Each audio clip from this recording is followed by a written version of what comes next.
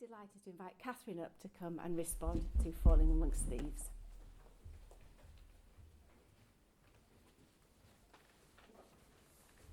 Thank you, Helen.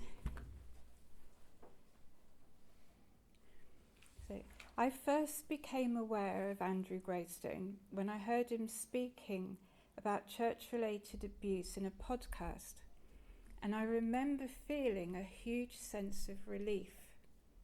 Not because he was saying anything that was new to me, but because he was saying it in a way that could be heard and understood by church leaders as well as by the average person in the pew. That the Archbishop of York has written the foreword to Falling Among Thieves shows that the establishment are at least attempting to listen, even if they're still not quite hearing. The parable of the Good Samaritan is known to survivors and victims, bystanders and abusers alike. It is part of our shared Christian heritage. So in viewing clergy-related abuse through the lens of this familiar story, Andrew offers a safe space in which we can explore together past and current failings and in which we can begin to work towards something better. Falling Among Thieves encourages us to recognise those who have been abused in the man who is assaulted on the road to Jericho. He is humiliated, alone, wounded, exposed and vulnerable. His needs are complex. He is half dead. He is victimised twice, first by the robbers and then again by the failure of compassion from those he would expect to care for him.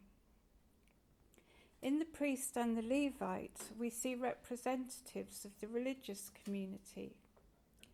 Their treatment of the victim is inhumane. Their sense of privilege has blinded them to their own vulnerability.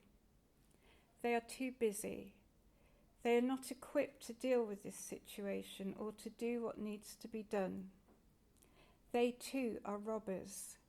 They rob the victim of his self-worth and his hope for recovery. The article is split into 2 chapters, and I want to look at one theme from each chapter. In the first chapter, entitled Stripping, I'm interested in how Andrew addresses the subject of power. He writes that misuse of power is an essential part of the abusive relationship. The abuser takes on a godlike status within the relationship, using their power to invade and take ownership of their victims.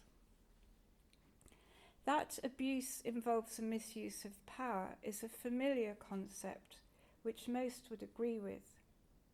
But Andrew also points out that this power, which is so easily misused, is often handed to abusers by the church, through the way church structures confer power and spiritual authority on its leaders, through titles, costumes, and deference from church members.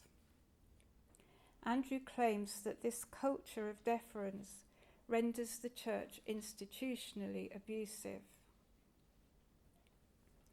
From the second chapter, Redressing, I want to focus on suggestions made by Andrew as to how the church could become less like the priest and the Levite and more like the Samaritan.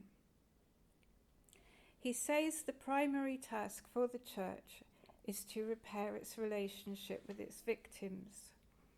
It will do this by drawing close to those it has harmed and devoting extended time to listening to them with humility and transparency.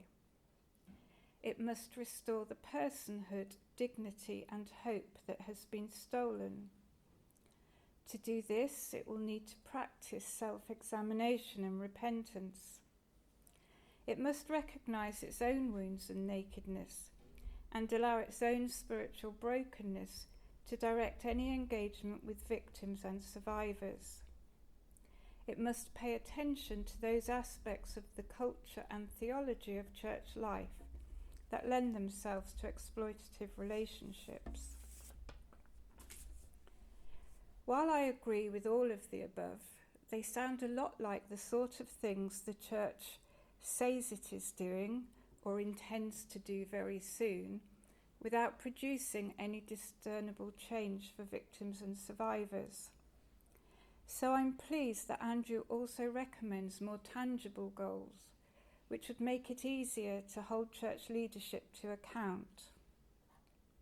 These include the church accepting a lifelong duty of care for its victims, provision of lifelong sustained income rather than a one-off payment, as well as financial support for counselling, payments of debts and medical bills, compensation for loss of earnings, savings or status, long-term pastoral and spiritual support, which may need to come from outside the church, private and sincere apologies rather than impersonal generalised apologies, deep listening to the victim's impact statement in person by leaders of the church, honest information about what happened and how the individual's case has been handled by the church.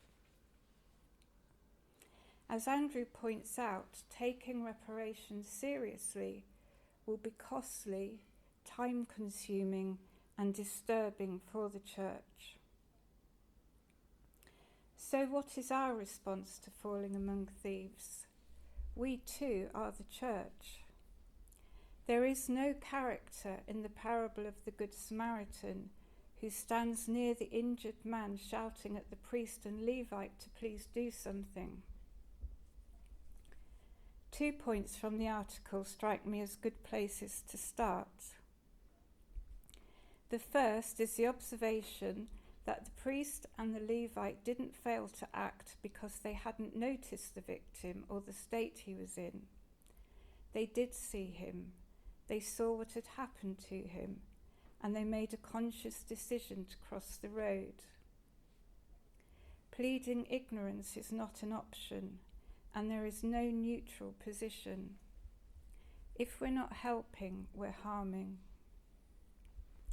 The second point is the possibility that the priest and the Levite might change their minds and turn back along the Jericho road in order to do the right thing. Had they done this, the Samaritan may have already been taken care of the man who was assaulted, and their change of heart would have come too late. It is not too late for the church now to turn back and do the right thing. Us would-be Samaritans have not yet got the assaulted ones safely to the inn. They're still there, still looking to the church to have a change of heart. Andrew writes that those who have power in the church want to address the issue of abuse without changing anything substantive in its culture, practice or theology. But those of us who don't have our livelihoods and our reputations tied up with the interests of the church are free to disrupt the status quo, to begin the change that church leaders are not yet ready to make.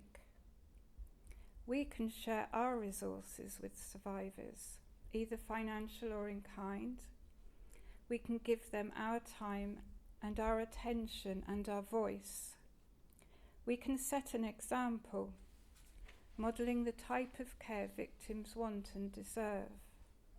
Maybe we can be the Samaritan. I want to thank Andrew Graystone and the William Temple Foundation for producing this tract. My hope is that it is read widely and that it prompts all of us in the church to achieve these changes that are so long overdue.